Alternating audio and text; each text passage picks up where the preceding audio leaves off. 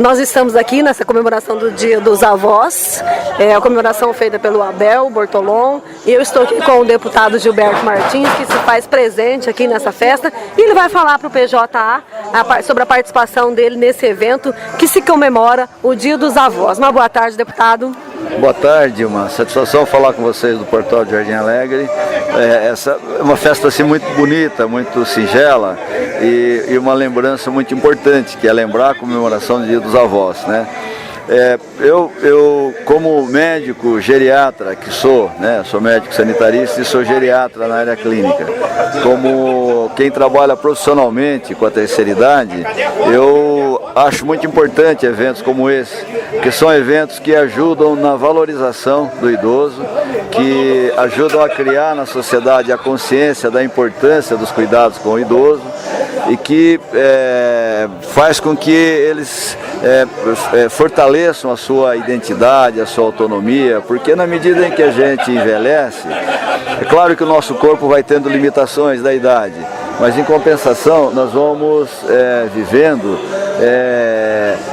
acumulando a experiência da vida que a gente teve e a gente vai acumulando biografia, né? A nossa biologia diminui um pouco, mas a nossa biografia aumenta bastante. Então, essa experiência que a sociedade tem que aprender a aproveitar. E esse evento acho que faz um pouco isso, né? Reúne todos os idosos, os pioneiros da cidade, eles têm a oportunidade de se reencontrar, eles têm a oportunidade de conversar sobre o tempo em que eles vieram para a cidade, que ajudaram a construir a cidade, né?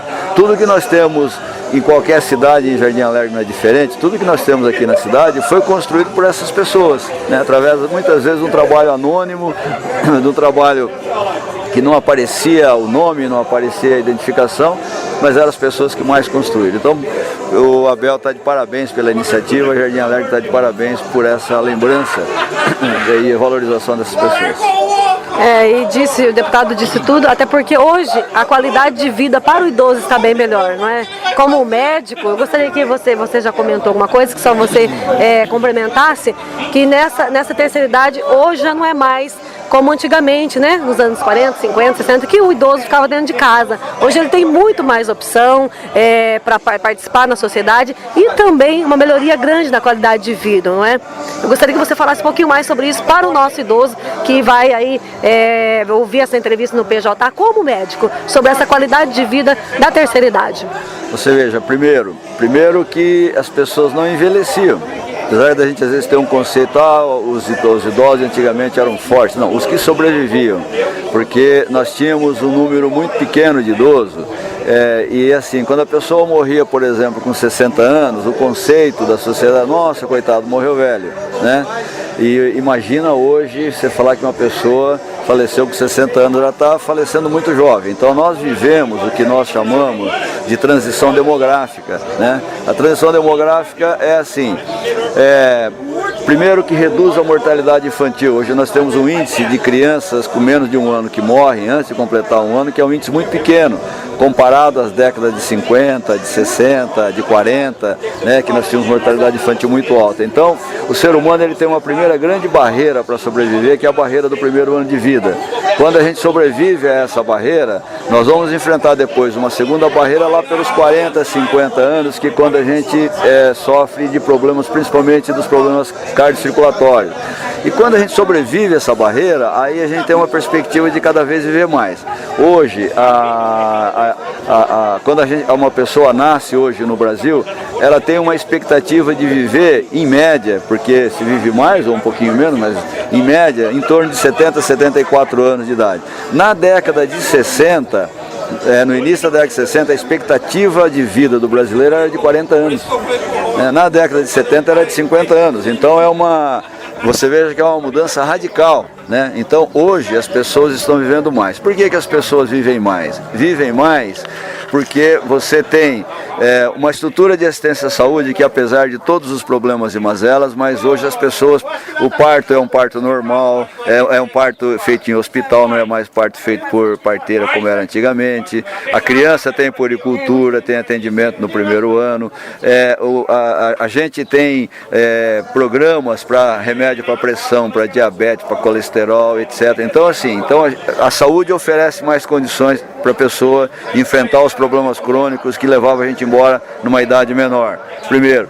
Segundo, a vida mudou, né? Hoje você tem água tratada praticamente em todos os pontos, você tem luz elétrica, inclusive na zona rural, né? Hoje a pessoa vive na zona rural como se vivesse na cidade, você tem água tratada, tem luz elétrica, que são condições que mudam a condição de vida da pessoa. Você tem esgoto na maioria das cidades, você tem ruas pavimentadas, então a vida mudou, você tem acesso a bens de consumo que a gente não tinha antigamente. Então as pessoas hoje têm uma condição de vida melhor e isso garante a sobrevida. Agora, o que nós temos que fazer individualmente? Isso eu estou falando coletivamente, mas individualmente.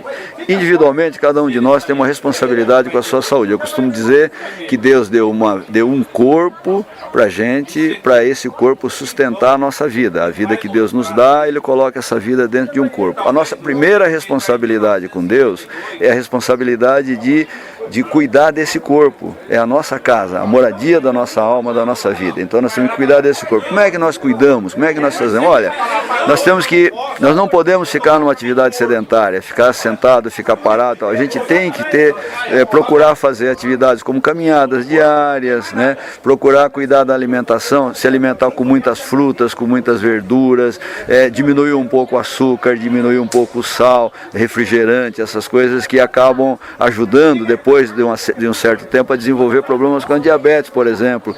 Evitar as comidas muito gordurosas, que depois de um certo tempo elas vão aumentar o nosso colesterol, vão entupir as nossas artérias e a gente pode ter um infarto, pode ter um derrame, um AVC em decorrência disso. Então, uma vida um pouquinho mais regrada, com atividade, mesmo na terceira idade, a gente pode ter atividade, às vezes uma caminhadinha curta no quintal, todos os dias, 2, 3 vezes ao dia, já ajuda a fazer com que o nosso corpo se movimente, para que o nosso corpo não se atrofie. Então, a atividade física que a gente conseguir fazer, a alimentação mais balanceada que a gente puder, evitar o cigarro, evitar a bebida alcoólica, procurar administrar bem o sono, evitar o estresse, são coisas que ajudam a nossa vida, o nosso corpo a ficar melhor. E periodicamente procurar o médico para ver a pressão, para ver o colesterol, certo? As mulheres fazer seu exame ginecológico preventivo, o homem cuidar da próstata, fazer o exame periodicamente, que são doenças que podem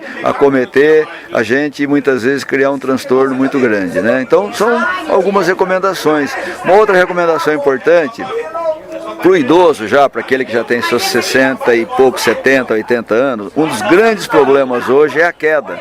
A pessoa cai, os ossos estão muito fracos, ela pode ter uma fratura de fêmur, uma fratura de bacia, vai imobilizar ela no leito e às vezes ela corre o risco de morrer por ter ficado imobilizado no leito por conta de uma fratura. Então assim, olha, cuidado, tirar tapete, tirar escada, tirar chinelo no chão, tirar brinquedo das crianças que fica espalhado pelo chão, mesas baixas, manter os corredores bem iluminados para a hora que você tem que acordar de noite para ir no banheiro, está bem iluminado. São cuidados dentro da casa que ajudam a evitar as quedas e ajudam a evitar um dos principais problemas hoje para a pessoa que tem mais de 70 anos de idade.